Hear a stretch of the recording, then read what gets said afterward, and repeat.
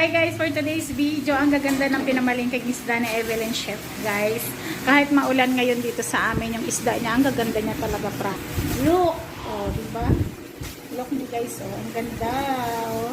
Talakito at saka ano ba ito? Maya-maya. Hiniwa na niya kasi lala, ipiprito namin.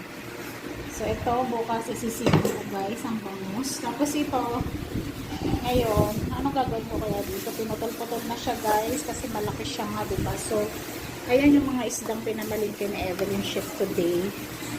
So, ayan guys. O, diba ang fresh, kahit malakas ang dagat. Napakaganda.